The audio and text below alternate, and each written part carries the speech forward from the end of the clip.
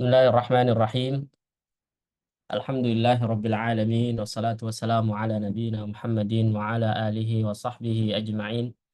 Allahumma 'allimna ma yanfa'una wanfa'na bima 'allamtana wa zidna 'ilman warzuqna fahman wa alhiqna bis salihin innaka antas samiul 'alim. Allahumma iftah 'alaina futuhal 'arifin wa faqqihna fid din waj'alna minal 'ulama'il 'amilin waj'al a'malana khalisatan liwajhikal karim.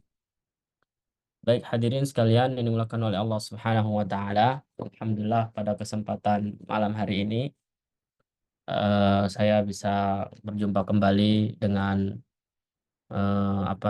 para peserta kuliah Ahkam yang mana alhamdulillah sudah beberapa pertemuan kemarin ya sempat eh, tidak masuk ya, dan saya mohon maaf karena memang kemarin itu agak ada kendala ya.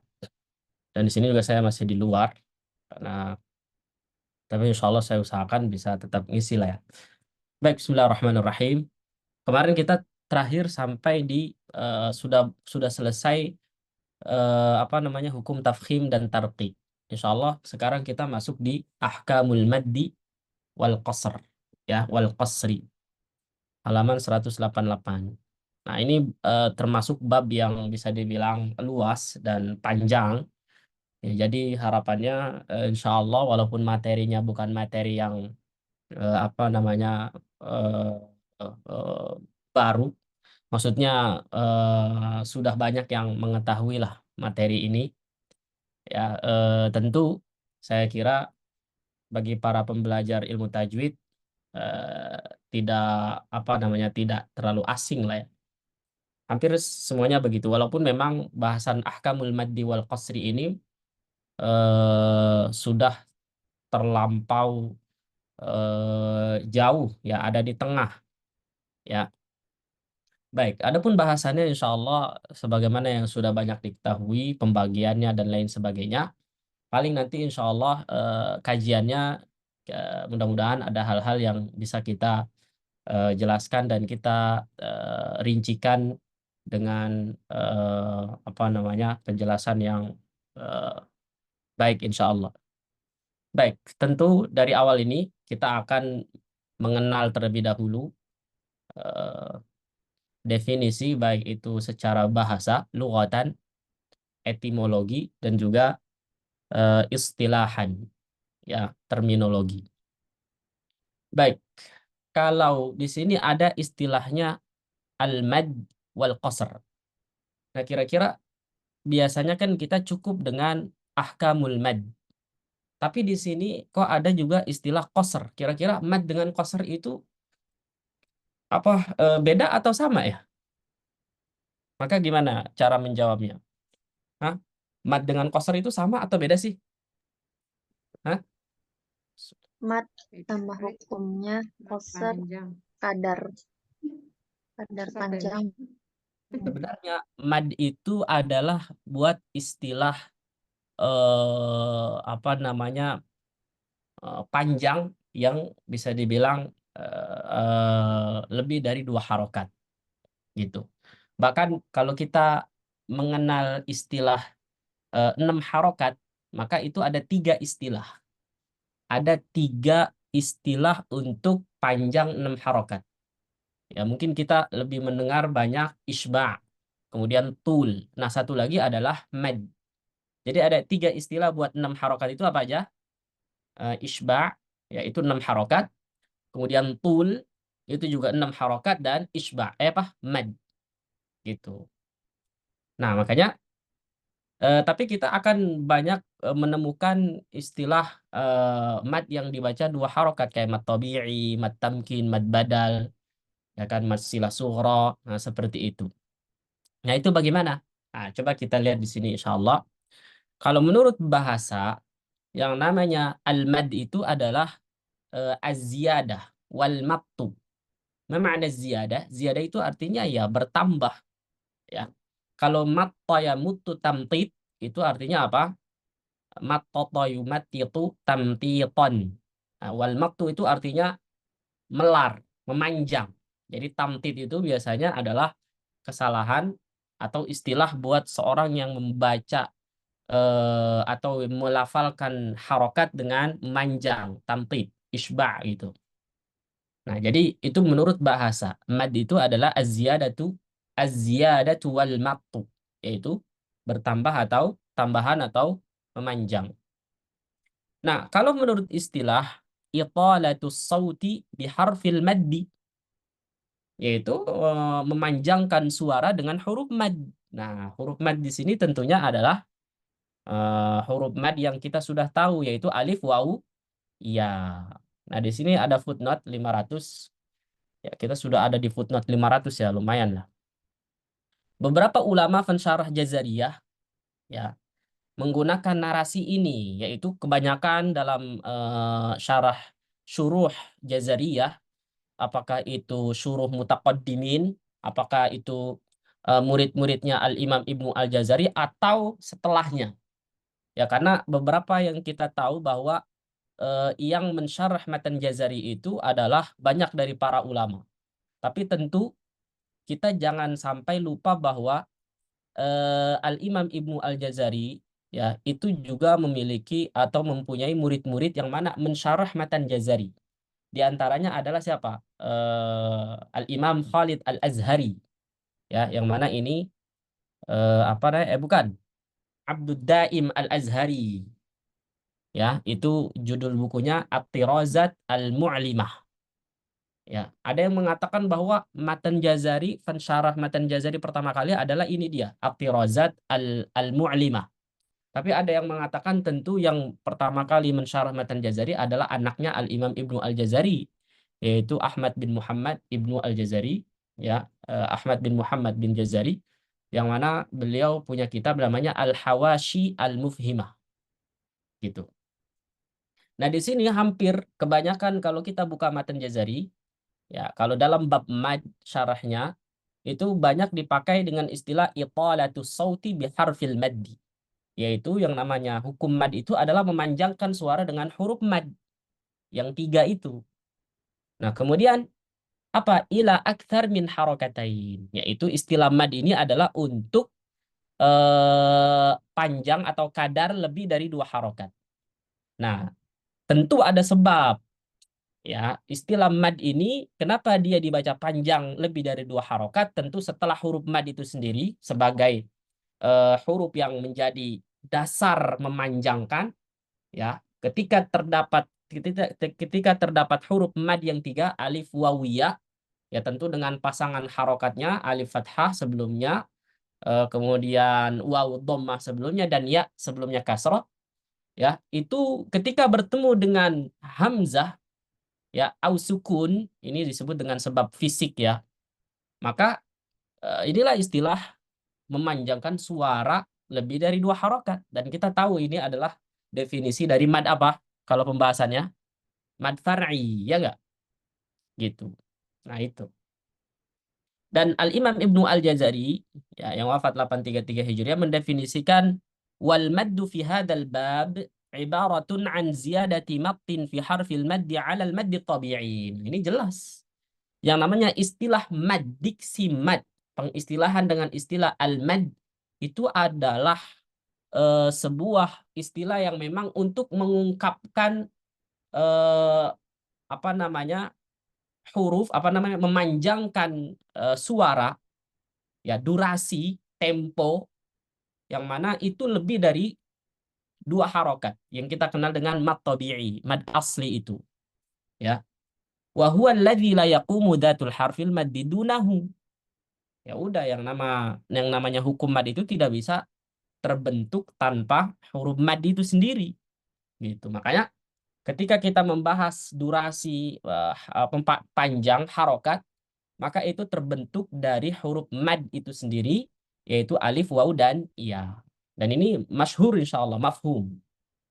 Nah, kemudian ada istilah qasr.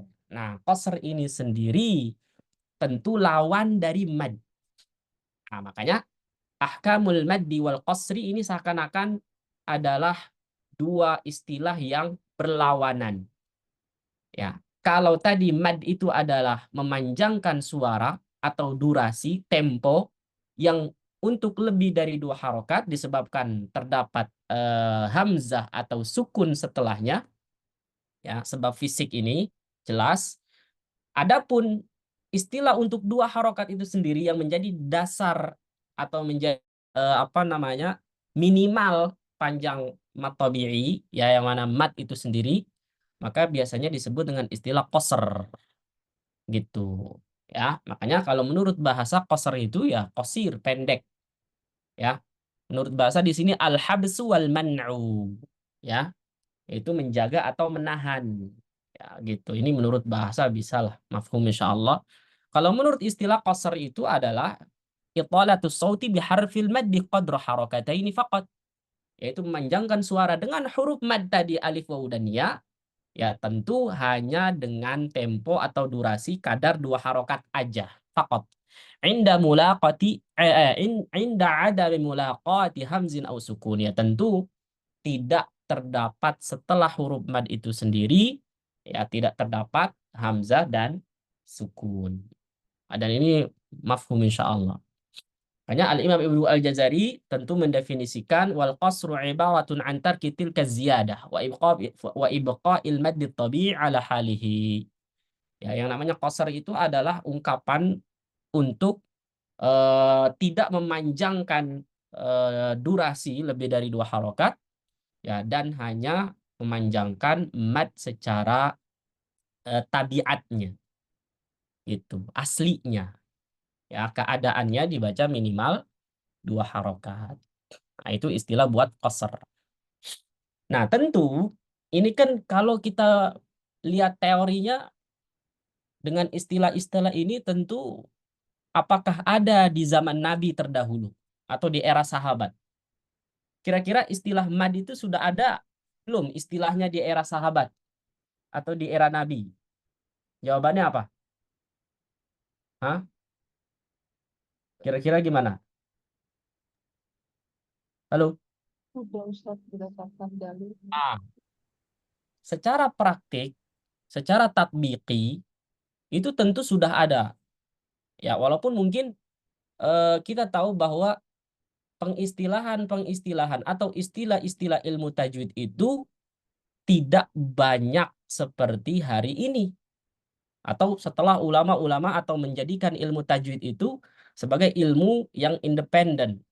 Tentu di zaman Nabi, di era sahabat, itu sangat menjaga atau sangat memperhatikan bacaan mad ini. Bahkan salah satu sifat bacaan Nabi, kalau kita ingin tahu bagaimana sih bacaan Nabi atau bacaan seperti bacaannya Nabi, maka salah satu sifatnya itu adalah Nabi itu kana yamuddu maddan. Itu ada dalam hadis kan. Nabi itu adalah salah satu sifat bacaannya adalah eh, memberikan durasi atau memanjangkan hukum yang memang itu kita kenal hari ini dengan istilah mad.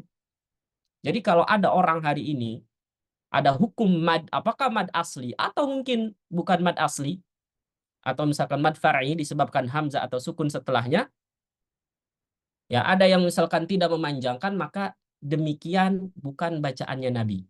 Karena Nabi itu benar-benar memberikan hak atau durasi hukum mad itu sendiri. Adapun keterangan-keterangan tersebut itu banyak dalam hadis-hadis. Salah satunya misalkan di sini yang sudah masyhur kita dengar dari riwayatnya Ibnu Mas'ud dalam surat apa namanya, ketika kana Ibnu Mas'udin radhiyallahu anhu yuqri'u rajulan. Dahulu, karena itu biasanya kita terjemahkan dahulu, ya. Kana, kuntu. Biasanya kalau kita misalkan mau bilang saya dulu, kuntu. Saya dulu pernah belajar, kuntu taliban. Nah, gitu. Untuk menerangkan dahulu. Ya, karena Ibnu Mas'udin dahulu, Ibnu Mas'ud, Abdullah bin Mas'ud radhiyallahu anhu yuqri'u rajulan, pernah mengajarkan seorang laki-laki, atau seorang laki-laki pernah membaca di hadapan Abdullah bin Mas'ud. Faqara ar-rajulu, laki-laki tersebut membaca dalam surat At-Taubah ayat 60, A'udzu billahi minasyaitonir rajim. Innamas shadaqatu lil fuqara'i wal masakin. lam yamuddal fuqara. Yang mana laki-laki tersebut tidak memanjangkan kata atau lafaz al-fuqara. Yang mana ini ya tentu kita sudah tahu secara hukum. Iya nggak? Apa itu hukumnya al-fuqara? Kalau hukum mad. Hah? Hukum mad itu al-fuqara hukumnya apa? Hukum mad apa? Mat wajib, mat wajib, mutasil. Mad Mutasil. muttasil. Muttasil. Jelas insya Allah. Masya Allah. Faqala Ibnu Mas'udin, ketika seorang laki-laki tersebut tidak menunaikan, tidak memanjangkan durasi yang seharusnya ia baca, yang kita kenal hari ini mad muttasil. Berapa harokat itu mad muttasil? 4 sampai 6. 4 atau 5, Ustaz. 4 atau 5. Thorik Syatibiyah berapa? 4 atau 5 harokat. Mana itu kok nyebut 4 atau 5? Ya, kalau nyebut 4 harokat doang betul nggak? Ya, sebenarnya kalau kita sebut dengan istilah 4 harokat itu cukup. Adapun 5 itu juga bisa kita katakan Thorik Syatibiyah, ya. Bahkan memang kalau jalur Syatibiyah itu 5 adalah yang memang ia baca dari gurunya. Tetapi yang termaktub dalam matan Syatibiyah itu adalah tawassut 4 harokat. Nah, makanya istilah 4 atau 5 ini disebut dengan Thorik Syatibiyah. Tapi standarnya kita memakai formasi 4 atau dengan kadar durasi 4 harokat. Yaitu hampir semua imam qiraah kecuali Hamzah dan Warsh. Hamzah dan Warsh ini adalah dengan bacaan tul atau isba' 6 harokat. Nah, tapi tentu tidak akan pernah terjadi yang namanya mad muttasil itu dibaca kurang dari kadar 4 harokat, ya kan? Makanya dari dahulu sampai hari ini nggak boleh kita baca mat asli atau namanya mat muttasil dengan panjang yang mungkin 2 harokat itu nggak boleh, atau kurang dari 4 lah istilahnya. Gitu. Bahkan Abdullah bin Mas'ud ketika memang beliau ini salah satu murid terbaiknya Nabi Shallallahu Alaihi Wasallam, langsung nggak terima. Apa komentar beliau? Ini harus dihafal ya hadis ini nih. Ya kata-katanya, dan ini saya hafal dan biasanya buat motivasi. Ma hakadza aqra'anihan Nabiyyu Shallallahu Alaihi Wasallam. Gimana ungkapannya?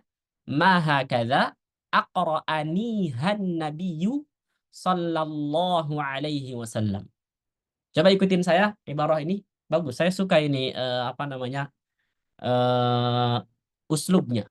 Ya, ma hakadza aqra'anihan Nabiyyu Sallallahu Alaihi Wasallam. Coba baca bareng-bareng. Ma hakadza Kada aqra'ana an-nabi sallallahu alaihi wasallam. Yang itu gimana artinya? Ma tidak.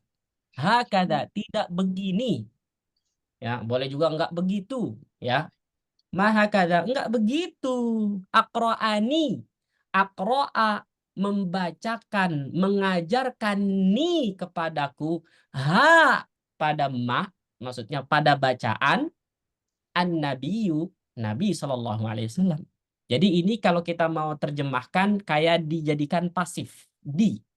Bukan begitu Nabi mengajarkannya kepadaku, atau Nabi dibacakan kepadaku oleh Nabi. Oh, enaknya gimana? Bukan begitu Nabi mengajarkannya kepadaku, membacakannya kepadaku, gitu loh. Tapi ini uslub yang bagus, ya. Faqala. Kemudian laki-laki tersebut ya tentu bertanya, oh bukan begitu ya? Iya, Abdullah bin Mas'ud tentu tidak terima dengan bacaan yang tadi dibaca oleh sahabat tersebut. Wa kaifa, atau laki-laki tersebut. Wa kaifa aqra'akaha, dan kaifa, bagaimana aqra'a, membaca siapa? Aqra'a ini fa'ilnya mana fa'ilnya? Apa jadi belajar bahasa Arab? Oke, dikit lah, soalnya ini kita masih muqaddimah lah ya. Nyinggung bahasa Arab dikit. Aqra'a ini fa'ilnya mana? Hah? Mana fa'ilnya? Fa'ilnya itu domir mustatir.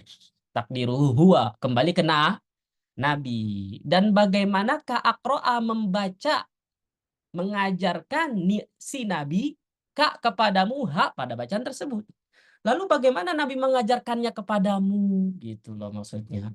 Qala, maka Abdullah bin Mas'ud, aqra'anihan Nabi sallallahu alaihi wasallam, Nabi mengajarkannya kepadaku, innamas shadaqatu lil fuqara'i wal masakin. Yaitu famaddaha, maka Abdullah bin Mas'ud memanjangkan hak kembali kemana? Ke al-fuqara. Gitu. Itu dibaca panjang. Dalam riwayat lain yang sempat saya sampaikan di kajian atau di kuliah sebelumnya, yaitu ada dalam riwayat Abdullah bin Amr kalau nggak salah ya, atau saya lupa itu. Ya, apa itu?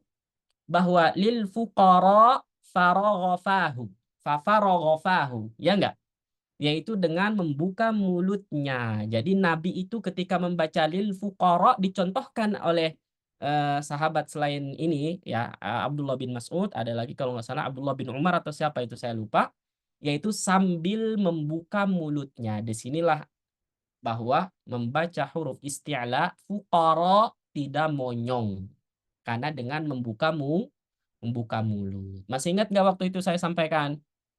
Ya, ada dalam kitab At-Tamhid fi Ma'rifatit Tajwid punyanya Al-Imam Abul Ala Al-Hamadani. Sebagaimana yang sebelumnya saya tahu informasi tersebut dari Syekh Dr. Aiman Rusdi Suwaid hafizahullah taala. Kemudian saya cari karena waktu itu penasaran dari kitab apa, dan ketemulah dalam kitab apa namanya At-Tamhid fi Ma'rifatit Tajwid. Nah, ketika apa namanya hadis ini ya sangat familiar di kalangan para ulama terdahulu setelahnya, karena ini tentu riwayat atau namanya harta karun yang warisan yang luar biasa informasi tersebut ya. Maka Al-Imam Ibnu Al-Jazari mengomentari atau pokoknya mengomentarilah hadis ini dalam An-Nashr. Apa kata beliau? Wa hadza haditsun jalil. Tuh. Ini adalah hadis yang agung, jalil. Hujjatun wa nassun fi hadzal bab, sebagai hujjah, sebagai dalil, sebagai nas pada bab mad ini. Rijalu isnadihi thiqat, yang mana para perawinya itu rijalnya adalah thiqat, kredibel. Ya, gitu. Jelas sampai sini? Ya, makanya ini adalah salah satu yang menjadikan kita, bacaan kita hari ini tidak boleh meremehkan hukum mad, yang mana pada dasarnya hukum mad ini orang yang membaca dengan tartil, tahqiq, tadwir, bahkan hadr itu tentu harus tetap memperhatikan hukum mad ya secara umum. Contoh misalkan di sini kasusnya mad muttasil. Maka mad muttasil di sini seorang qari yang tartil itu, yang mutkin itu tentu akan dipertaruhkan Taruh bagi aja sih dia itu mampu stabil dan konsisten ketika membaca Al-Quran. Dan ini banyak dilewatkan oleh kita para pembaca Al-Quran ya. Terkadang kita banyak yang tidak konsisten dalam hukum mad gitu. Makanya tentu harus belajar dari sekarang. Ketika kita misalkan sedang halaqah tahsin dengan guru, tolong hukum mad-madnya itu diperhatikan, dilatih. Kenapa? Karena bisa jadi ketika kita terbiasa, itu akan menjadi sebuah karakter bahwa ketika kita tartil, bacaan biasa, sendiri apalagi, itu kita mampu menjaga hukum mad ini. Walaupun secara teori saya yakin semuanya sudah paham. Gitu ya, jamaah ya. Adapun huruf mad itu sendiri ya sudah mafhum, yaitu alif, waw, dan iya, yang mana dengan harokat yang memang menyesuaikan. Dan ada lagi biasanya huruf lin. Nah, di sini tentu ada yang menyamakan derajat antara lin dengan mad. Ada juga yang membedakan. Yang membedakan ini, yang menyamakan ini bahwa contoh kadar 2 harokat maka dia sama. Oke, kadar 2 harokat minimal itu sama. Tetapi ada yang mana ulama itu menjadikan bahwa lin ini, huruf lin ini, yang cuma waw dan ya sebelumnya fathah itu di bawah sedikit dari mat tabi'i. Sehingga mat tabi'i ini bisa disebut sebagai yang lebih kuat daripada lin. Seperti itu. Tapi kalau misalkan itu terlalu pusing untuk memberikan kadar tadi minimal 2 harokat, maka boleh kita samakan untuk kasus yang 2 harokat itu. Ya, apalagi 6 atau 4, ya itu kurang lebih sama. Pokoknya yang menjadi khilaf antara huruf mad dengan lin itu ketika kadar 2 harokat. Ada yang menjadikan ia sama, dan ada yang menjadikan dia itu mad lin itu atau huruf lin itu di bawah dari mat tabi'i. Jelas sampai sini, insya Allah nanti kita akan tahu selebihnya di materi selanjutnya. Nah, ini tentu tadi saya singgung ya, di footnote 505 terdapat hadis lain dari Qatadah yang bertanya kepada Anas bin Malik.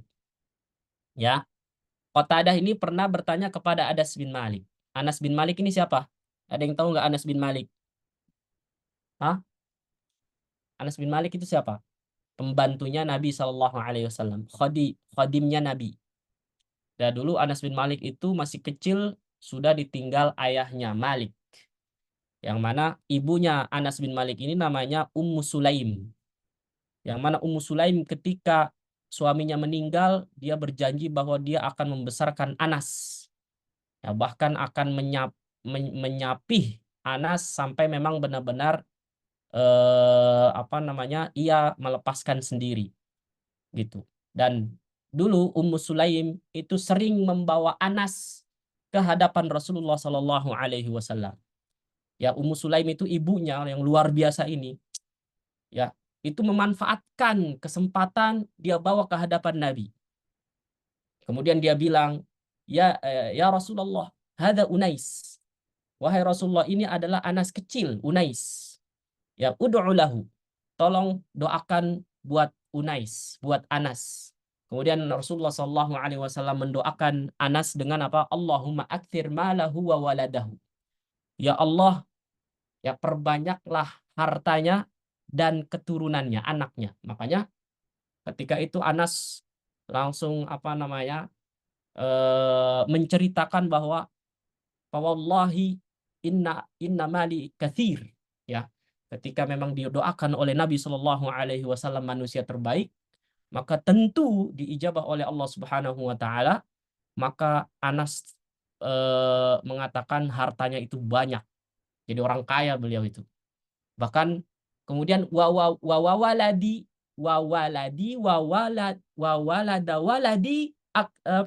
ya ta'adduna ila mi'ah. Dan anakku serta keturunan dari anak-anakku itu sampai bisa mencapai 100. Ya gitu. Itulah Anas bin Malik.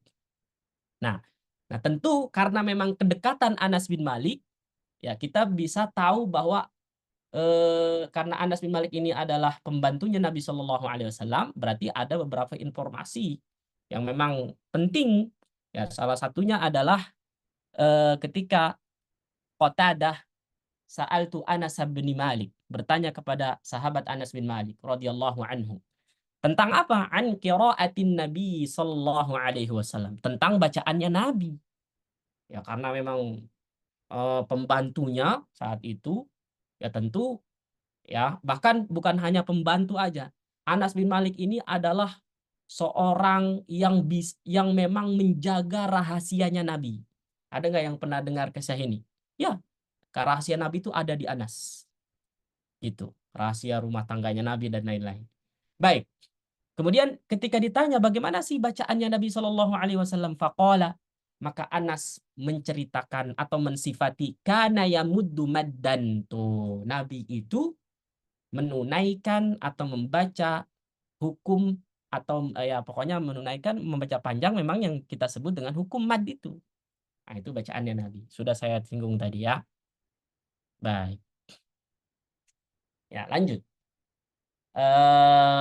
Al-Imam Al-Jamzuri mengatakan dalam Tuhfatul Atfal, ya, dalam hukum mad ini, hurufuhu thalathatun fa'iha min nafdhi wayin wahya fi nuhiha. Yang mana huruf mad itu hu-nya kembali ke mad itu ada 3, ya. Fa'iha min lafzi wayin, pada lafaz wayin, fahiya wahya fi nuhiha, yang terkumpul dalam kata nuhiha. Di situ lengkap semua. Ada waw sebelumnya dhammah, kemudian ya sebelumnya kasrah, dan ha alif sebelumnya fathah. Wal kasru qabla al ya wa qabla al wawi dham syartun wa fathun qabla alfin yultazam. Wal kasru qabla al ya, ini udah tadi barusan. Wal linu min hal ya wa wawun sukina, dan huruf lin setelah menyebutkan huruf mad yang 3 tadi, min hal ya wa wawun sukina, yang mana hurufnya itu adalah ya dan waw. Sukina yang mana keduanya kondisinya bersukun. Inin fitahun qabla kullin, yang mana berharokat fathah sebelumnya. Seperti itu. Ya. Nah, adapun kadar panjang, ya, ukuran kita menghitung misalkan 2 harokat atau gimana ya, selanjutnya, maka di sini untuk mengukurnya adalah tuqasu azminatul mudud bil harokat. Bagaimana cara menghitung durasi, ya, pengucapan mad, ya, yang mana diukur dengan harokat itu. Maka arti harokat itu adalah al harokah hiyal fatratuz zamaniyah al-lazimatu linnutqi biharfin mutaharrikin. Yang mana satu harokat itu durasinya adalah, ya, atau durasi tempo ya sama seperti pengucapan satu huruf. Yang namanya harokah itu ya harokah fathah, dhammah, kasroh gitu loh. Itu harokah namanya. Ya, seperti huruf yang memang punya harokat. Nah, ketika diukur dengan 2 harokat, berarti ketika misalkan qala, itu qa itu 2 harokat, berarti adalah 2 fathah. Qoko gitu. Maka yang dihitung yang mana? Kira-kira. Saya ingin menyampaikan perbedaan cara menghitung 2 harokat pada mad dengan gunnah. Nah, ini kayaknya di kelas kuliah belum saya sampaikan ini. Saya dapat informasi bagus, penjelasan bagus dari Syekh Ammar, muridnya Syekh Taufik Ibrahim Domroh. Coba, pernah nggak mendengar istilah gunnah itu 2 harokat? Ya? Iya pernah Ustaz, pernah. Gimana cara ngukur gunnah 2 harokat dengan mad tabi'i 2 harokat? Tadi harokat itu apa harokat itu? Harokat itu sama dengan kita mengucapkan satu huruf ada harokatnya, misalkan fathah, berarti itu satu harokat. Dhammah, kasroh itu satu harokat. Berarti kalau misalkan 2 harokat adalah huruf tersebut dan tambah satu lagi. Paham nggak maksudnya? Hah? Paham nggak maksudnya? Mafhum. Jadi begini ya, sebentar ini saya masih ada nggak ya waktu itu ya? Ininya ya. Aduh, catatannya di mana saya lupa. Nah, ada yang masih ini nggak? Cara menghitungnya. Ntar dulu, saya lihat di inian saya dulu, di HP saya. Cara menghitung 2 harokat pada, kira-kira sama nggak 2 harokat pada mad dengan 2 harokat pada gunnah? Jawabannya sama. Beda Ustaz. Coba bedanya Beda. gimana bedanya? Yang belum tahu ya, murid saya, thalibah saya tentu udah tahu. Yang lain dulu. Gimana cara ngitungnya? 2 harokat. Kalau mad tabi'i jelas ya 2 harokat itu ya. Kalau gunnah gimana 2 harokatnya? Ayo, jawab. Seperti 4 harokat. Seperti 4. Saya nggak terima itu. Nggak bisa itu kayak begitu. Coba gimana? Coba kita pakai matematik ya, matematik tajwid lah ibaratnya kan. Ayo, gimana cara ngitung 2 harokatnya? Hah? Kayak ayunan kali Pak Ustadz. Bukan, bukan di 2 ayun, kali ayun. bukan. Ayo gimana?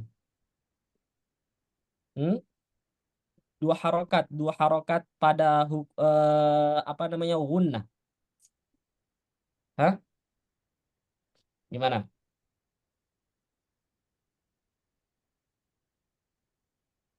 Lebih panjang dari matobi'i Ustadz. Iya, cara ngitungnya gimana? Cara ngitungnya biar masuk ke otak lah gitu. Maksudnya biar rasional gitu loh, biar ini. Coba gimana cara ngitungnya? Aduh, saya juga sambil nyari nih catatan saya nih. Maafan ya. Aduh, di mana itu lupa saya, Masya Allah. 3 ketuk. Hah? Pakai ketukan? Tiga. Jangan pakai ketukan. Nah, ketemu. Alhamdulillah. Hah? Nih, jadi begini nih. Saya kasih tahu ya. Ini cara ngukurnya biar masuk. Ini penting ini ya. Jadi mohon ini dulu, apa namanya? Saya buka ini dulu nih Word ya. Sebentar, saya ganti ke sini. Udah ada belum di Word-nya nih? Di layar. Belum. Sudah. Kita pakai, ini penting nih. Ini sanadnya ada nih informasi ini ya dari Syekh Ammar. Waktu itu ada yang bertanya terkait apa namanya gunnah 2 harokat tuh gimana gitu loh. Maka kita kembali ke harokat tadi. Yang namanya satu harokat itu gimana kalau satu harokat? Satu huruf.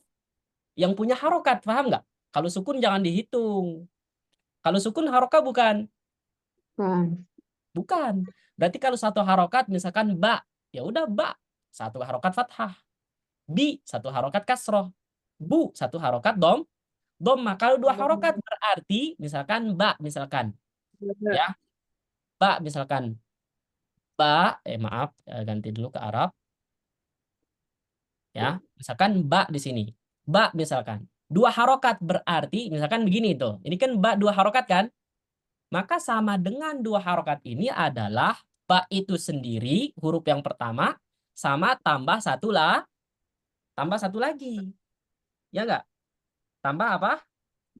Tambah satu lagi. Misalkan jangan kola aja lah, kola. Ya, kola misalkan. Ya, kola ini jelas. Maka di sini tentu yang kita singgung adalah qaf. Maka yang namanya 2 harokat itu adalah huruf yang pertama hitungannya dan tambah satu lagi fathah.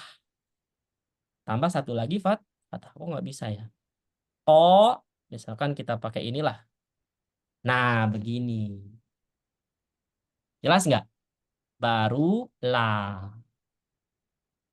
Ya, gitu. Atau misalkan kalau versinya Dr. Aiman itu adalah sama dengan kita membaca 2 huruf berurutan gitu kan.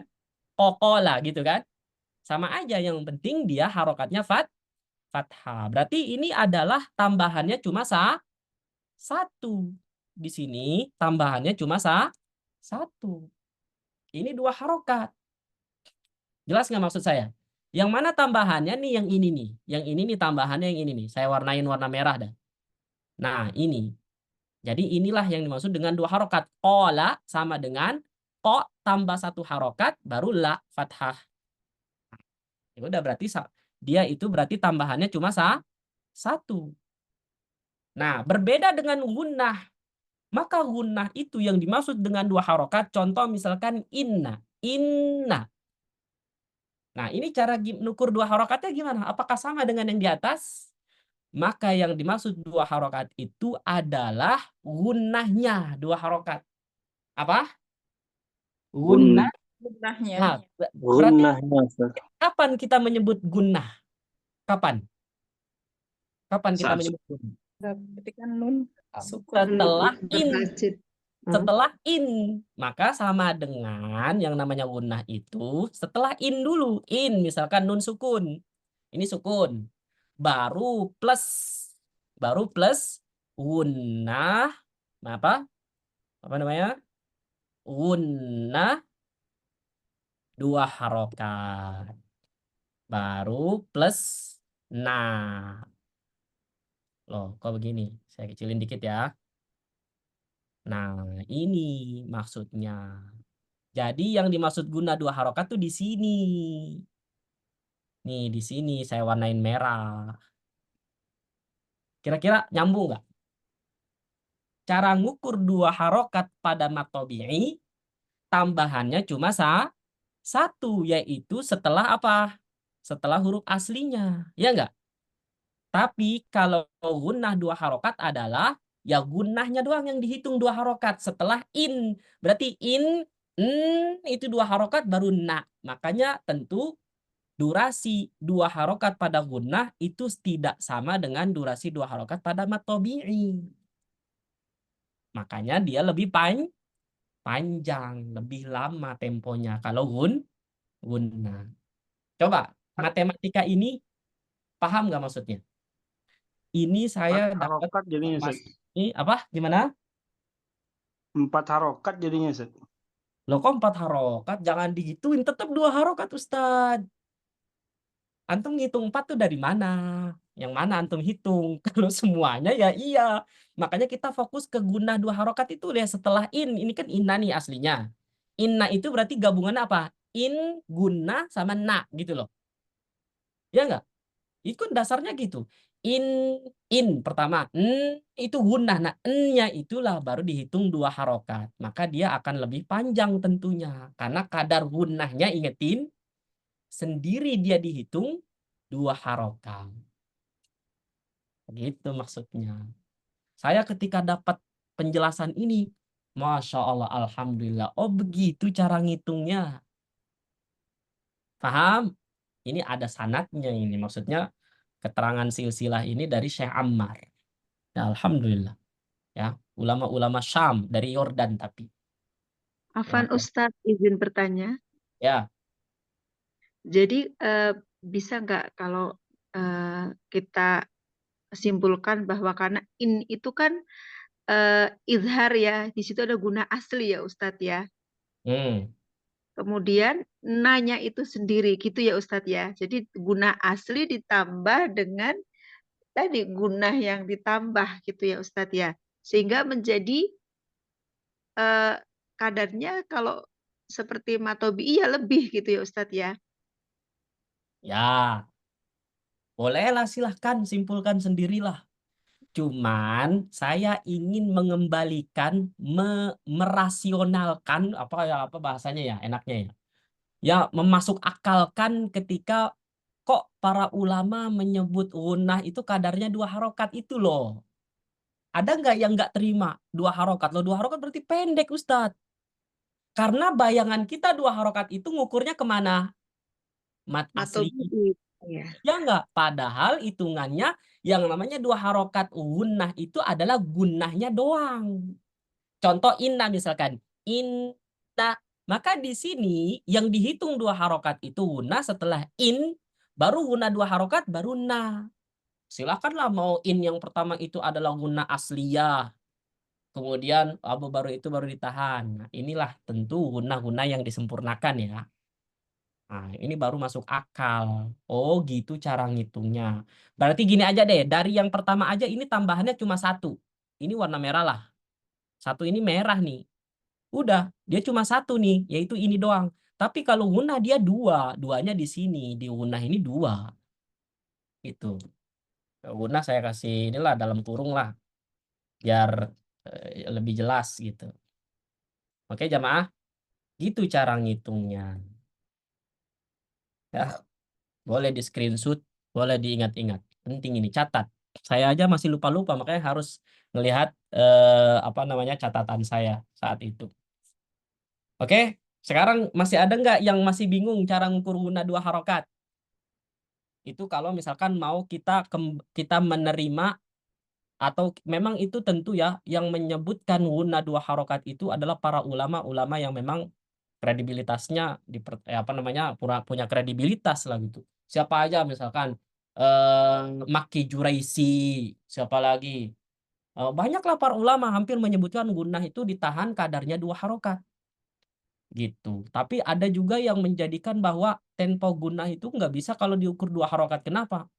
Ya karena ya kalau 2 harokat itu prakteknya dia lebih dari 2 harokat. Contoh misalkan innalil muttaqina mafaza, inna itu udah lebih dari 2 harokat. Bahkan kita bisa bilang 3 harokat, 4 harokat. Saking dia kalau dikasih apa durasi itu ya memanjang gitu loh, lama gitu loh. Paham nggak sampai sini? Nah, silahkan. Ya, maka di sini saya pribadi tentu ya memang kalau secara pakai durasi, makanya dia pakai marotib, pakai tingkatan. Ada yang namanya dia akmal, sempurna paling. Biasanya ini terjadi pada mudgham, ya, apakah itu gunnah musyaddadah atau misalkan idgham bi gunnah, idgham apa namanya idgham bi gunnah nun atau mim. Ya, gitu. Kemudian apa namanya?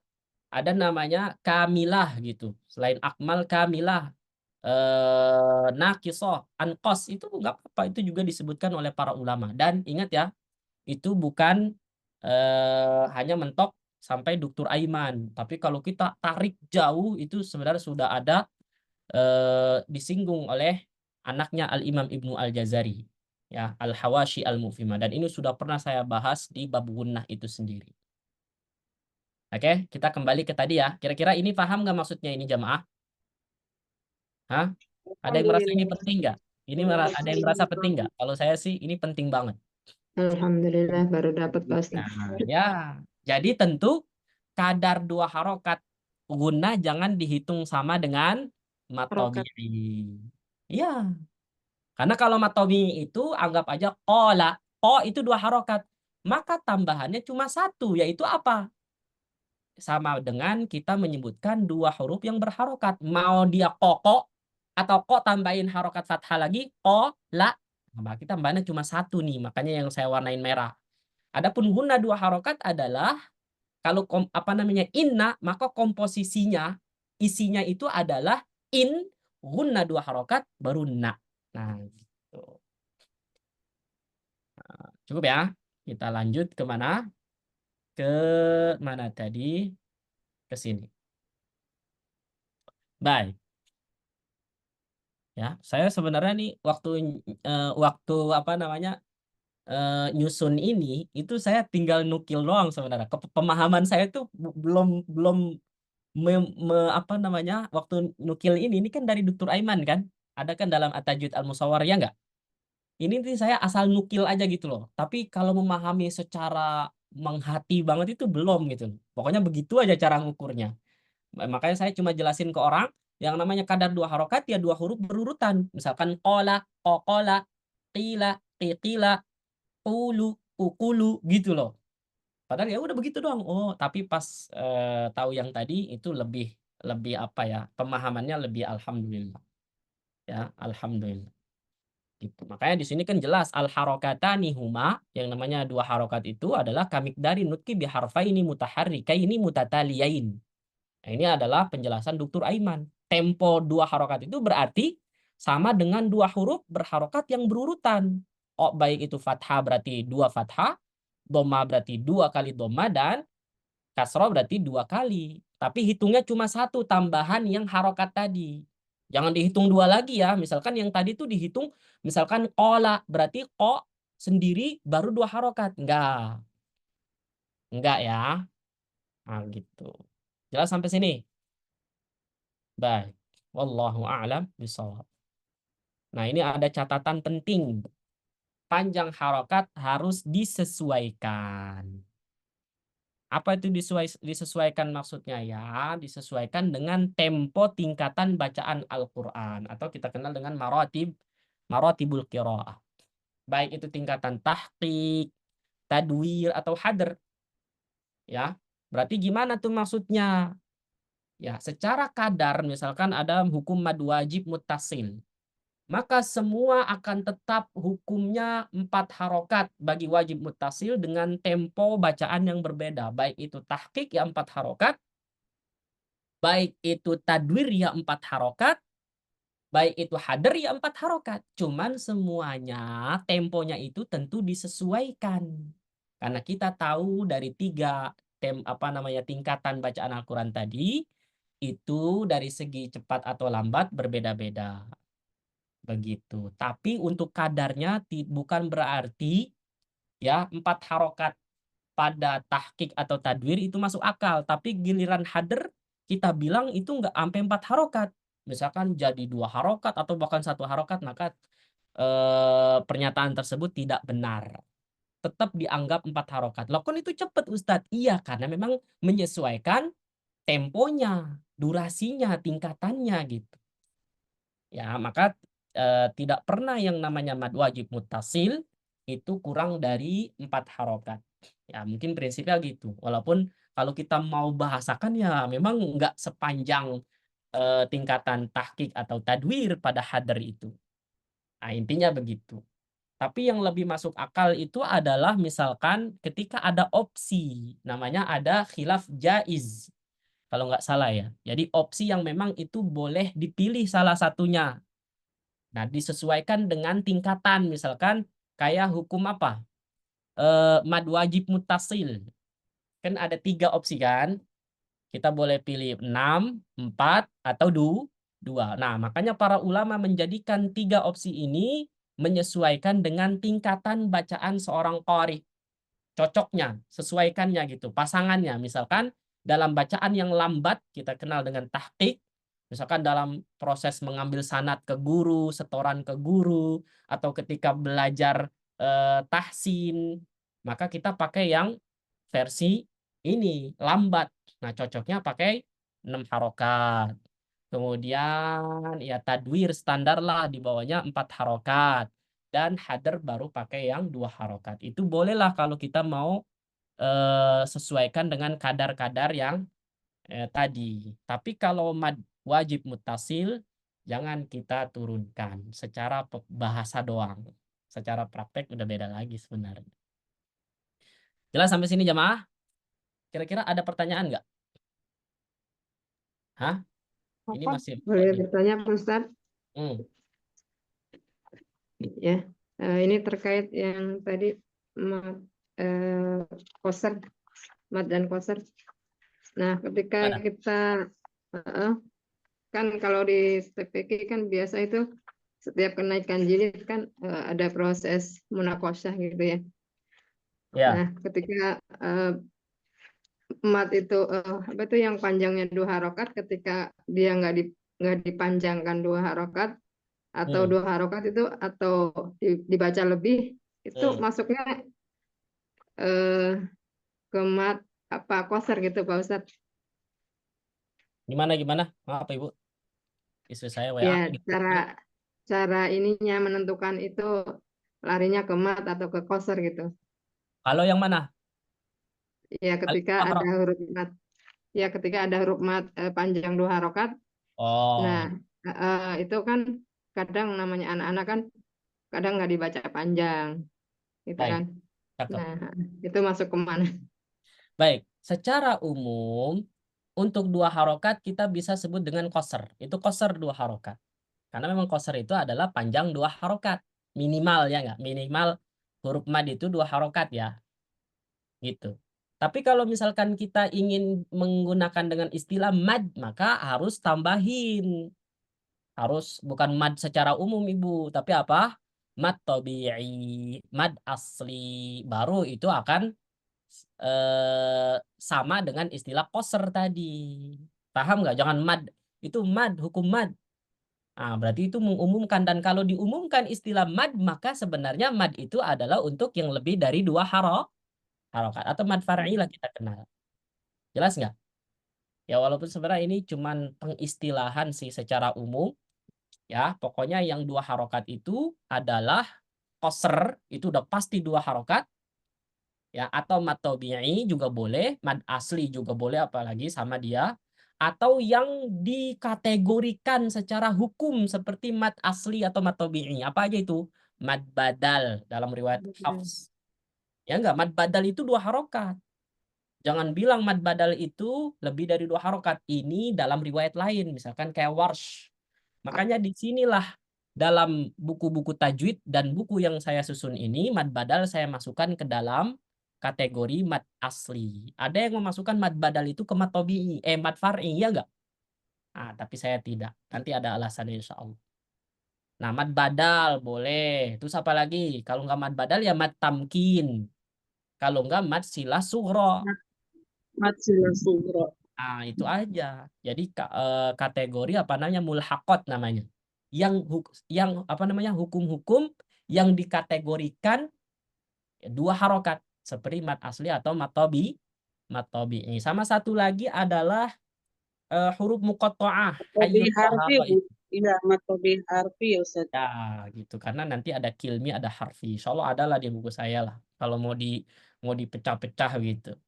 Ya, semakin pecah-pecah semakin ribet sebenarnya. Kalau mau simple bolehlah silakan. Oke, jelas sampai sini? Itu hanya pengistilahan. Silahkan boleh-boleh aja. Itu qasar 2 harokat. Atau kalau kita mau kembalikan istilah yang memang asal, jangan lupa tambahin mad tabi'i atau mad asli. Itu udah nggak salah. Paham sampai sini? Ya, Ustaz, Baik. syukran. Ini pengistilahannya. Setelah ini ada pengistilahan yang memang ini sudah masyhur di kalangan para ulama.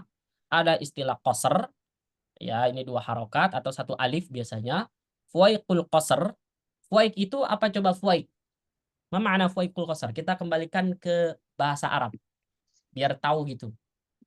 Biasanya kan kita cuma tahu istilahnya ya, yang tahu istilahnya ya tinggal ngafal doang. Tapi saya mau tak kasih tahu yang belum tahu tentunya, yang udah mahir-mahir insya Allah kita menurunkan dulu lah ya levelnya. Fuwaiqu itu maksudnya apa coba?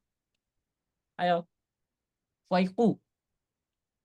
Fuwaiqu itu maksudnya apa coba? Fuwaiqul qasr. Artinya apa fuwaiqul qasr?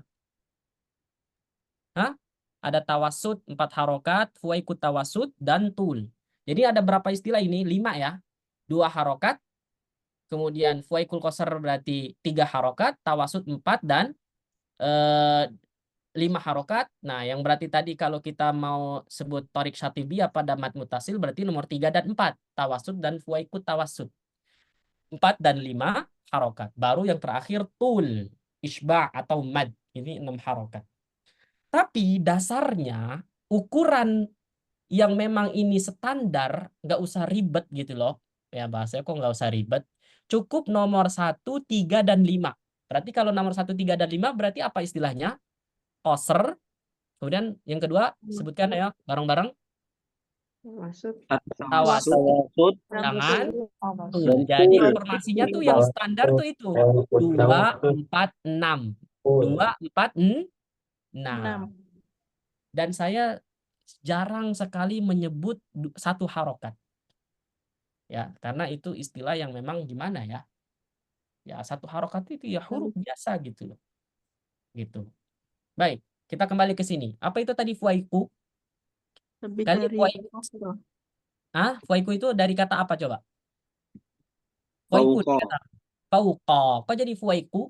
Fauqa itu artinya apa? Fauqa Atas. di atas. Apa bahasa Arabnya di atas coba? Atas. Selain fauqa. Ala. Fauqa. Ala. Betul nggak? Ala. Ala. Coba di atas meja, misalkan ini air saya nih di atas meja nih.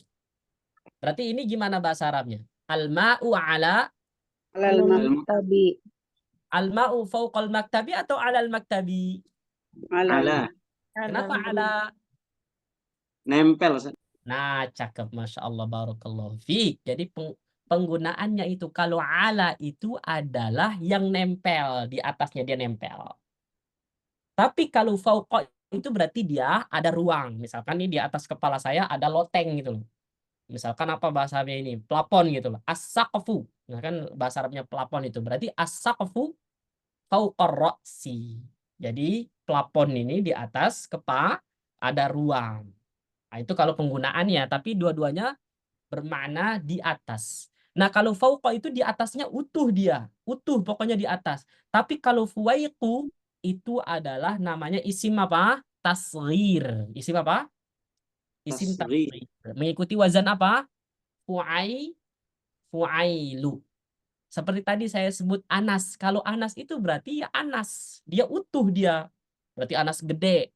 Tapi kalau Anas kecil namanya Unais. Paham nggak? Makanya kalau ada anaknya kembar mau dinamain misalkan satu Anas kakaknya, maka adiknya namanya Unais. Kayak Hasan abangnya, Husain itu adiknya. Berarti di sini karena fauqu itu pakai isim tasghir, sedikit di atas. Berarti 2 tambah 1. Paham nggak? Nah, itu pakai istilah fuwaiqu. Nggak penting sih sebenarnya, cuman saya kembali kepada istilah bahasa Arab aja. Baik. Nah, kalau udah tahu terkait istilah yang 5 ini ya tentu semuanya tinggal ya praktek yang penting. Kalau teorinya sih ya buat apa kita teori ahli tetapi secara praktek ya masih kurang maksimal ya janganlah. Pilih mana kira-kira orang kalau prakteknya Masya Allah gitu, konsisten, stabil.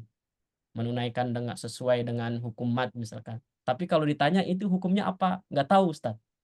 Nah ini Masya Allah orang yang disebut dengan ahlul ada lah, riwayah gitu loh.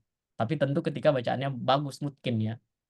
Ya itu lebih baik daripada mungkin mohon maaf misalkan kita teorinya Masya Allah menguasai dengan baik, apalagi saya misalkan, tapi secara praktek itu kita dituntut sebenarnya ya untuk bisa stabil. Dan tentu mungkin atau stabil ini ya bisa dicapai oleh seseorang, tentu ya kita kembali kepada pesannya Al-Imam Abu Amr Ad-Dani yang dinukil oleh Al-Imam Ibnu Al-Jazari ya, riyadhatul lisan wa kathratut tikrar. Sejauh mana kita itu banyak melatih lidah kita dan juga banyak mengulang-ulang. Ya udah sejauh mana kita misalkan punya hafalan, kita murojaah, kita tilawah, insya Allah semakin itu juga kita akan lebih tajam, lebih fasih, lebih mungkin bacaan Al-Qur'annya. Makanya nih buat para pembelajar tahsin, kenapa kok Ustadz saya masih banyak PR-nya Ustadz? Ya itu udah ketahuan sebenarnya, udah sejauh mana gitu tilawahnya, murojaahnya. Makanya saya nih untuk melatih murid itu biar stabil bacaannya, langsung aja dijejelin hafalan. Udah bagus nih. Langsung suruh hafalan. Kenapa? Karena menghafal itu dia akan belajar untuk memfokuskan 2 poin. Pertama, bacaan itu sendiri ketika dia tadrib, halaqah tahsin itu. Dan yang kedua, dia membaca dengan hafalannya. Wah itu insya Allah melatih untuk bisa mengkonsistenkan bacaan. Gitu ya, dan yang lainnya juga mungkin bisa demikian. Ya, jangan manja ya. Karena kalau kita misalkan tidak punya hafalan itu kurang nikmat lah. Kalau kita punya hafalan, apakah itu mungkin sedikit apalagi hafal 30 juz Masya Allah. Itu luar biasa. Ya, nanti kita bisa jadi Al-Qur'an berjalan Masya Allah. Ya, orang yang hafal aja masih banyak yang lupa, apalagi yang enggak hafal. Apa yang mau dilupa ya udah dia kalau nggak mau lupa ya nggak usah ngafal Quran gitu. Makanya kalau lupa itu sebenarnya adalah sesuatu hal yang nikmat ketika seorang penghafal Al-Quran yang terjadi. Ketika memang dia itu menikmati. Tapi kalau dia merasa bahwa hafalannya lupa terus jadi sesuatu yang beban, saya kira ya tentu itu bagus. Cuman jangan dijadikan sesuatu yang Masya Allah beban gitu. Santai aja. Lupa ya lupa manusia biasa. Gitu. Kita kembali ke sini ya. Terakhir insya Allah. Dan hukum mad itu kita tahu bahwa Al-Imam Al-Jamzuri itu mengisyaratkan wal maddu asliyun wa far'iyun. Ya, mad itu ada 2 macam, ada asli, ada far'i. Dan ini sudah kita tahu gitu, mad asli atau mad tabi'i dan mad far'i. Mad far'i itu artinya apa? Ya, itu berarti dia bukan nggak asli, bukan nggak tabi'i, tetapi karena dia sudah disebabkan hamzah atau sukun. Ya, baik. Terakhirlah ini, dikit lagi, mad tabi'i langsung aja sekalian. Mad tabi'i itu 192, ya, sudah paham semua insya Allah. Ya, huwal maddul ladzi la taqumu dzatul harfil maddi illa bihi, yaitu hukum mad yang mana tidak bisa terjadi kecuali memang dengan huruf mad itu sendiri. Wala yatawaqqafu ala sababin ba'dahu, dan tidak disebabkan oleh apa setelahnya kal hamzati was sukun. Ya udah pokoknya tanpa ada hamzah atau sukun setelahnya. Jadi dia murni original ya, yaitu dari huruf mad bentuknya itu. Huruf mad itu sendiri. Berarti apa? Ya waw sebelumnya dhamma, fathah, alif sebelumnya fathah dan ya sebelumnya kasrah. Udah itu mad asli atau mad tabi'i. Contoh misalkan sebelumnya fathah, oh gitu. Qalu, qalu. Nah, itu mad tabi'i, mad asli. Fasalla, lihat bentuk-bentuknya lihat. Ada yang qalu, ada yang fasalla. Nah, fasalla ini mana yang disebut mad tabi'inya? Mana fasalla? Nah, Nah, ya, ingat di sini juga bentuk mad tabi'i. Kadang ada orang nanya, Ustadz, kalau fasalla itu mad apa ya? Mad iwad atau mad tabi'i. Nah, ini tetap disebut mad tabi'i.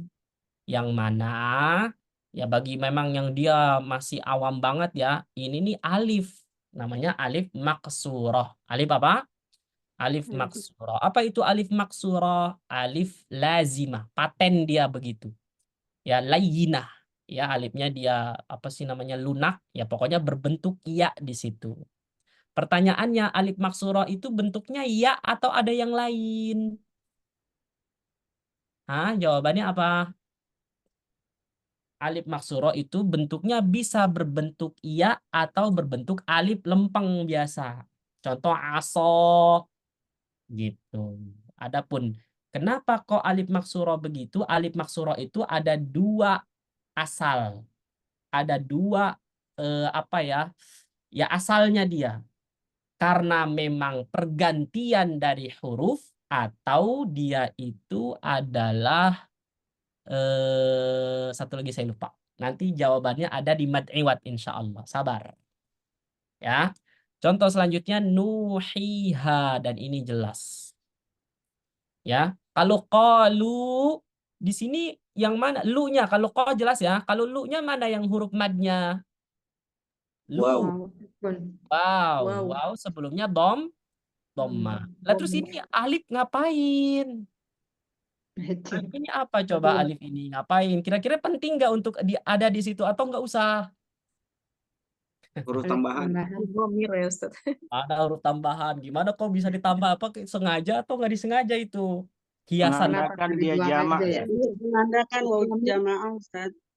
Oh begitu ya. Jadi alif itu untuk menunjukkan wawu jamaah gitu. Yang saya tahu itu. Nih, saya kecoh dikit ya. Belajar bahasa Arab dikit. Tapi bahasa Arab tuh punya korelasi dalam belajar apa sih namanya? Tajwid. Saya pengen saya kasih contoh lain. Misalkan tadi qalu ya. Qalu. Maaf. Alif dulu baru lam. Qalu. Terus di sini ada alif gini kan, buletan gini nggak? Ya nggak? Anggapannya begitu ya. Terus Ya. yang bawah misalkan saya mau nulis begini. Yad'u. Apa? Yad'u. Kira-kira wawunya dikasih alif gini nggak?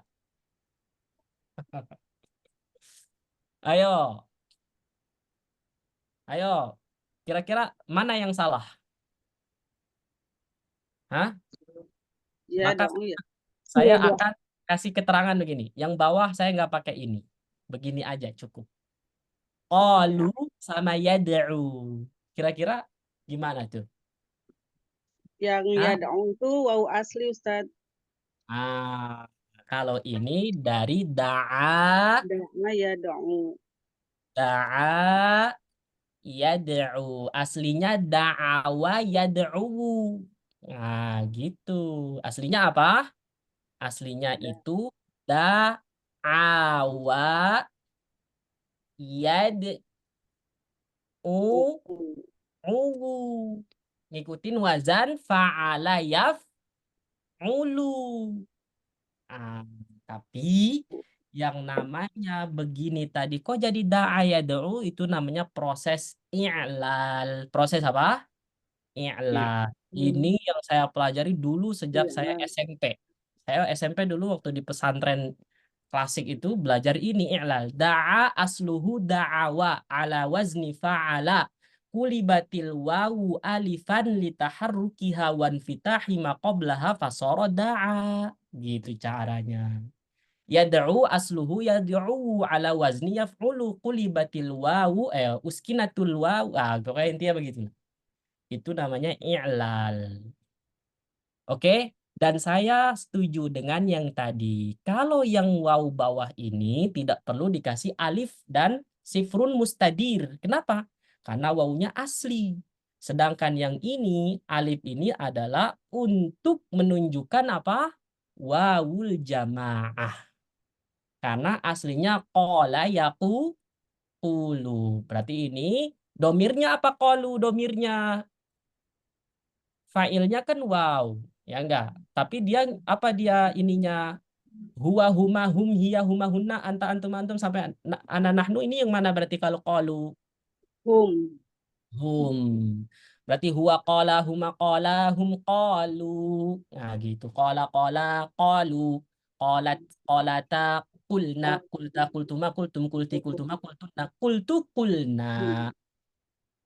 Wah, ngapain belajar ke situ? Balik lagi ya. Balik lagi kita. Sampai mana tadi?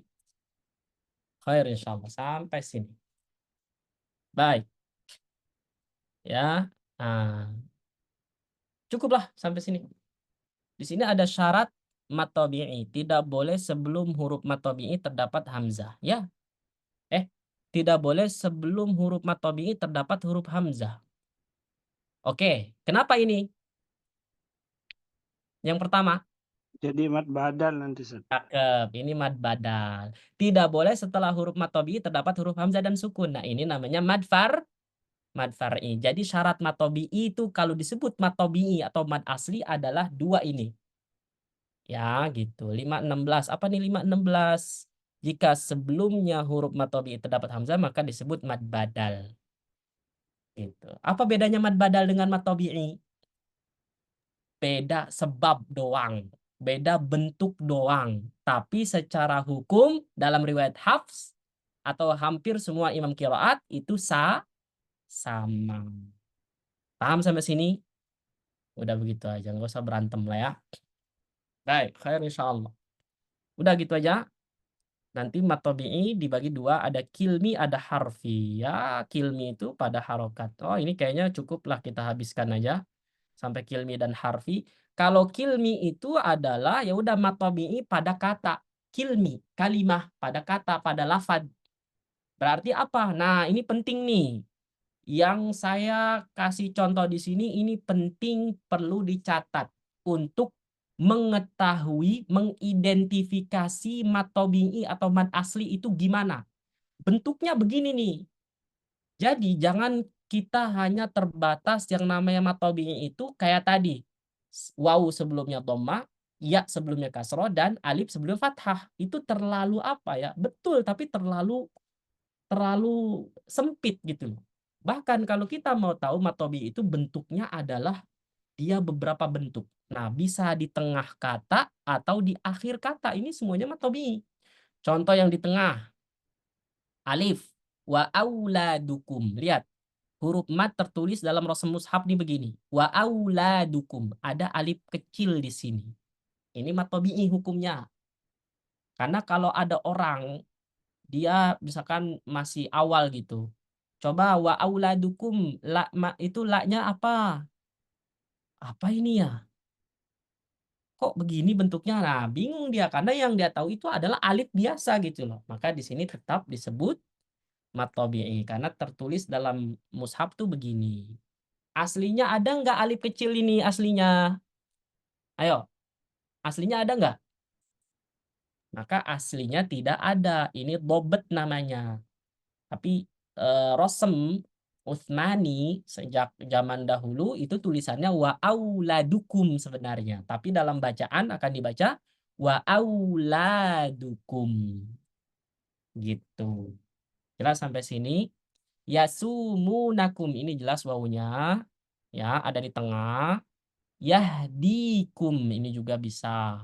Terus di akhir juga ada wadduha. Nah, ini bisa berbentuk dengan alif maksur. 520 apa itu 520? Contoh di atas adalah isim maksur. Di akhirnya alif lazimah, sebelumnya fathah bukan ya. Tentu ini kalau kita pengen tahu dia alif adalah karena sebelumnya fathah. Tapi kalau misalkan itu dianggap itu bukan huruf ya, Ustadz. Nggak mungkin dibaca wadduha, wadduhai. Nah, kalau ya, makanya akan dibaca wadduha, otomatis pasangannya fathah adalah alif. Terus di akhir ada qalu, wow. Ingetin alifnya itu tadi apa? Tamshi dan ya. Ada juga huruf madnya diganti mad kecil dalam rasm mushaf. Maliki yaumiddin. Ini alif kecil. Dawud. Ini tulisannya sebenarnya nggak ada waw kecil. Dawud. Tapi bacanya Dawud. Maka dobetnya dikasih waw kecil. ilafihim, ini juga setelah hamzah sebenarnya nggak ada ya tulisan rosamnya, tetapi dikasih dobat dengan ya kecil. Nah, ini semuanya adalah bentuk-bentuk mad asli atau mad tabi'i. Jangan terbatas kita hanya tahu nuhiha, itu jelas. Allahu a'lam bishawab para jamaah. Saya kira sampai sini aja dulu. Dan adapun mulhaqat mad tabi'i, ada mad tamkin, mad iwad, mad silah surah, dan mad badal, ada 4 ya. Insya Allah kita akan bahas ya nanti gimana panjang atau tidak di pertemuan selanjutnya. Kurang lebihnya saya mohon maaf. Ya, silakan kalau ada yang mau bertanya. Kalau nggak ada saya tutup. Izin Ustaz. Baik, silakan. Ustaz, yang pertama pengen Anda tanyakan, tabi'i itu hukum Ustaz ya? Sebagaimana jaiz dan wajib gitu. Masya Allah. Ana bingung nih jawabnya. Wallahu alam, tabi'i itu mau dibilang apa hukum? Bukan nama, bukan qaidnya, nama sifatnya. Tabi'i itu kan sifat. Iya, kebiasaan kan Ustaz ya? Betul. Betul, tabi'i. Kenapa disebut mat tabi'i? Kayaknya ada nih alasannya di sini, ada nggak? Ya, karena itu sesuai tabiatnya orang Arab gitu loh. Ketika dia bilang misalkan manggil nama ya Musa, ya Isa, ya Sulaiman, ya Salman, nggak mungkin ya Musa. Nah, itu berarti agak lebay dikit gitu loh, nggak sesuai kebiasaan kan. Biasanya gimana, kita biasa gitu loh, nggak lebay, nggak berlebihan. Ya Musa cukup 2 harokat, makanya mat tabi'i, sesuai dengan kebiasaan normalnya memanjangkan huruf mad dengan kadar 2 harokat gitu. Itu namanya tabi'i. Jadi tabi'i itu lebih kepada apa ya? Untuk memperjelas lah, karena kan sifat al-maddu memanjangkan, at-tabi'iyyu yang apa namanya? Ya yang apa tabi'i, sesuai tabiat biasa gitu. Ada yang nyebut juga dengan mad asli, al-maddul asli. Gitu Ustaz Sirafi. Tapi kalau masalah hukum ada mafhum, qasrnya itu kayaknya hukum Ustaz Sirafi. Hukmuhu al-qasr. Gitu. Itu ana lebih setuju itu. Hukmul mad. Jadi kalau ditanya hukumnya qasr gitu Ustaz ya? Iyalah, karena qasr itulah yang menjadikan dia 2 harokat. Maka hukmul mad tabi'i al-qasru. Gitu. Ya enggak? Nah, Ustaz. Yang kedua Ustaz, perihal mad asli sama mad tabi'i. Apakah Ya. itu disamakan Ustaz? Gimana? Itu yang kedua. Mad tabi'i dengan mad asli apakah disamakan? Gimana tuh? Ya, apakah disamakan? Misalnya contoh, kalau mad tabi'i, kenapa muncul pertanyaan ini? Karena ada pembahasan mulhaqat mad tabi'i kilmi ini Ustaz. Karena sebabnya beda kan? Jadi kalau Oh, tabi'i udah ada rambu-rambunya tadi, ada syaratnya di poin C Ustaz. Ada kalau 2 mad asli syarat. Tapi di sana ada dalam kurungnya mad asli gitu. Sedangkan mulhaqat mad ini ada sebab lainnya begitu yang terjadi. Nah, itu kenapa pertanyaan pertama itu muncul. Ini hukumnya apa gitu. Masya Allah. Apakah tabi'i itu dia menjadi sebutan sebagai sebuah hukum atau aslinya yang jadi hukumnya gitu. Sebagaimana asli itu belum tercampur dengan sukun atau hamzah gitu. Masya Allah. Pertanyaan itu pertanyaan dokter Ustaz, bingung kan, nggak bisa jawaban nih. Pusing udah lobet. Khair insyaallah. Khair insyaallah Ustaz. Itu wallahu alam bishawab, antum mau mempermasalahkan pengistilahan, tapi kalau Ana sendiri ya menyederhanakan bahwa mad tabi'i dengan mad asli itu nggak beda. Itu hanya sinonim. Keterangan lain gitu, penjelasan lain. Kayak fauqa sama ala. Ya, ada sih mungkin kalau mau dibedakan. Jadi begini, bahasa Arab itu sebenarnya bahasa yang terkadang itu Masya Allah ya, luas. Makanya ada orang Arab itu ya, ada namanya al-furuq al-lughawiyah, sampai ada kamus itu loh. furuk itu perbedaan-perbedaan bahasa. Yang mana ada dua istilah yang sama itu beda gitu loh. Kayak roghibaan, roghibafi, dan lain-lain. Nah, saking masalah ini, masalah maddut tabi'i dengan mad asli, ya mungkin harus cari di kamus istilah tajwid, Ustadz. Ya, pengistilahan ini apakah dia itu sama, dia juga, atau mungkin beda. Kalaupun beda, Ustadz Sirofi, itu biasanya perspektif, sudut pandang. Wallahu alam. Tapi Anda nggak tahu masalah ini, sehingga Anda nggak bisa menjelaskan perbedaannya gitu. Mungkin suatu saat kalau Anda tahu informasi ini akan Anda sampaikan. Tapi secara umum Anda nggak bisa mau membedakan antara mad asli dengan mad tabi'i. Dia juga. Ilahuma bima'na wahid. Keduanya maknanya sama. Nafsul ma'na. Masya Paham? Allah, Syekh Kabir. Ustaz. Yang sebelum ini memang ana sepakat gitu, dia sama keduanya, nanti Ya, masuk di situ mat ya. tamkin, mat iwad atau mat-mat yang dibaca 2 harokat. Ustaz. Tapi setelah ana baca buku ini kok dibedakan ya. Di mulhaqat mat ini kan dipersamakan kalau tidak salah, Ustaz ya. Loh, dia samanya hukum, Ustadz. Nah, itu Jadi makanya muncul pertanyaan pertama tadi, Ustaz. jangan Hukumnya apa kayak gitu? gitu, Ustadz. Antum harusnya menanyakan 4 ini dimasukkan kategori mad asli atau mad tabi'i. Maksudnya kenapa dimasukkan? Kalau secara sebab beda, mad tamkin sebabnya beda. Mad iwad sebabnya beda. Bentuknya itu loh, kondisinya gitu loh. Tapi secara hukum bacaan semuanya 2 harokat. Itu aja. Jangan antum bedakan istilah tabi'i dengan asli. Dia juga. Ini gara-gara di sini mad asli mad tabi'i pakai istilah 2 tersebut. Kayaknya kesannya kayak, kan padahal ini mad tabi'i ini garis miring. Apa nih garis miring maksudnya? Atau gitu loh. Allah alam lah. Nah, Ustaz. Itu Syukran yang jazakumullah. bisa Anda jawab, Ustaz Syurafi. Anda wallahu alam. Mungkin antum pengen lebih tapi Anda nggak bisa. Mentok Anda di situ. Khair insyaallah. Khair insyaallah ya. Jazakumullah khair. Nah, makanya di sini nih, ini penting nih. Maka semua mulhaqat mad tabi'i hanya mengikuti dari segi hukum panjang yang sama dibaca 2 harokat. Gitu loh. Nah, mad asli atau mad tabi'i adalah hukum yang terjadi tanpa sebab. Kenapa kok tanpa sebab? Karena terjadinya mad asli atau mad tabi'i adalah dengan huruf dia. Huruf dia gitu loh. Huruf Aslinya. mat. Nah, huruf mad. Sedangkan keempat mulhaqat, tamkin, iwad, sila sughra sama mad badal, ya, mulhaqat di atas, hukum mad yang terjadi dengan adanya sebab. Nah, berarti nanti mad tamkin gimana sebabnya, gimana bentuknya. Mad iwad gimana sebab atau bentuknya. Gitu doang. Jadi beda bentuknya doang. Tapi maksudnya secara hukum sama. Gitu Ya loh. lanjutannya Ustaz, sehingga tidak dinamakan dengan mat tabi'i atau asli gitu Ustaz. Itu ada lanjutannya. Boleh. Enggak, Boleh. maksudnya di buku antum ini ada lanjutannya Ustaz. Ya, iya betul. Sehingga tidak dinamakan mad asli atau mad tabi'i.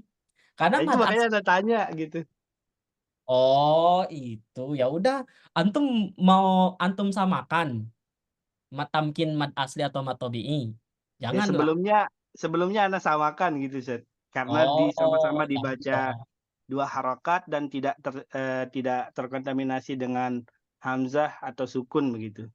Kan Tapi benar. setelah baca ini kok beda ya gitu loh. Oh, emang beda Ustadz. Ini kan dirincikan. Jangan antum samakan. Kalaupun sama, nggak ada istilah mat tamkin, mat iwad. Ngapain amat? Karena sama semua. Paham nggak? Memang Masya Allah, Syekh Kabir. Mad asli atau mad tabi'i itu adalah kita mengeneralkan bahwa huruf mad ini masih original gitu loh. Dia ini pusatnya itu, basicnya. Ketika dia ada bentuk yang lain, yang mana ternyata toh sama 2 harokat, berarti hukumnya doang. Tapi sebabnya kita analogikan dengan apa ya enaknya ya, kehidupan lah. Tapi susah nih, tadi hampir tapi Anda nggak kebayang lagi. Gitu. Oke lah, produk gitu loh. produknya sama dalamnya, cuman kemasannya berbeda. Kira-kira harganya sama atau beda? Tapi ini bisa terjawab nggak demikian. Harganya bisa sama, kok ini harganya sama, cuman kemasannya doang beda. Paham nggak? Ya, Ini warnanya hijau, ini warnanya merah. Dalamnya adalah roti misalkan, isinya coklat. Gitu. kokonat dan kelapa muda beda harganya sih. Apa? Kokonat sama kelapa muda beda Oh, harganya. iya. Ya, makanya jangan dijawab itu. Ini kita lagi menyamakan aja. Padahal sama secara Sama. harga lah. Anggap aja dulu harganya sama. Gitu. Insyaallah Ustaz. Kalau harganya Ada. beda biasanya kalah sama yang lebih murah. Nanti lebih laku yang lebih murah gitu loh. Udahlah, kita ngomongin ini lah. Insyaallah khair. Gitu ya. Malam nih, Ustaz. Ustaz Sirofi, jangan antum samakan Ustaz Sirofi. Sama dari segi hukum, udah gitu aja. Tapi bentuknya itu beda. Maka muncullah istilah mad tamkin, mad iwad. Nah, nih salah satu contoh mad tamkin aja nih. Kenapa dia tamkin namanya? Coba nggak? Bentuknya sama-sama mad tabi'i. Sama bentuknya, hampir plus sama. Cuman gara-gara kondisi, misalkan contoh talwuna. Yalwuna misalkan, yalwuna alsinatum. Nah, yalwuna ini mad tabi'i. Cuman gara-gara dia ada bentuknya itu beda sama mad tabi'i, kan biasanya bukan waw gitu loh.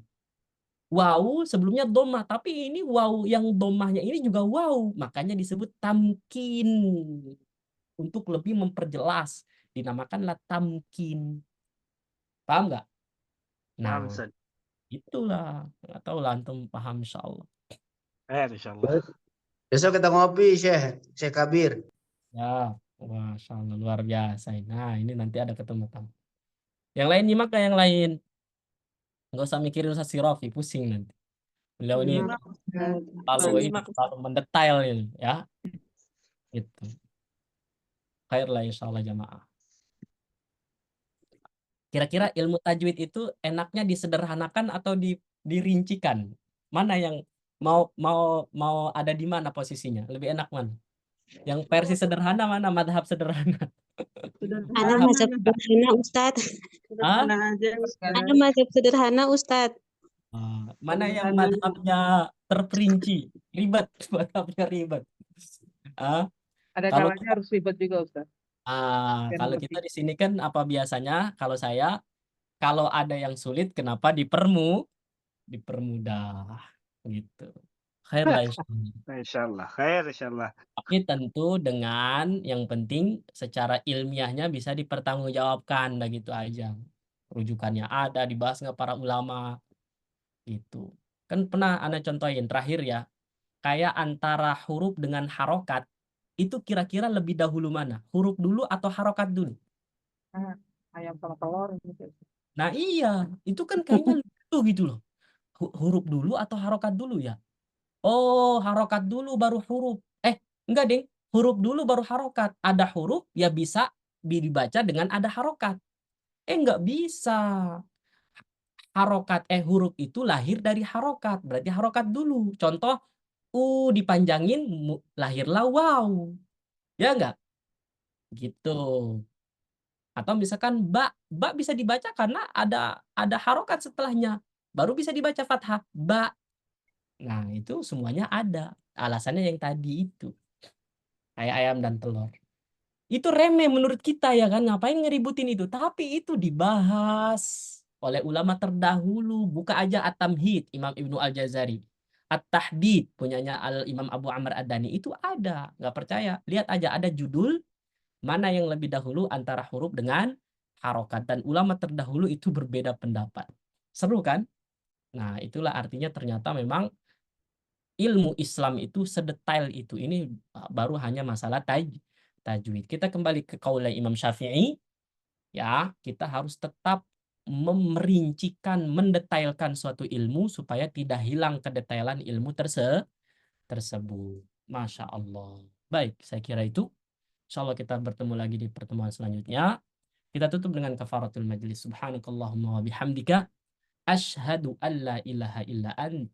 Astaghfiruka wa atubu ilaik. Wassalamualaikum warahmatullahi wabarakatuh. Hayakumullah. Waalaikumsalam. Waalaikumsalam warahmatullahi wabarakatuh. Jazakumullah khairan katsiran. Khairan, Ustaz. Ustaz. Barakallah.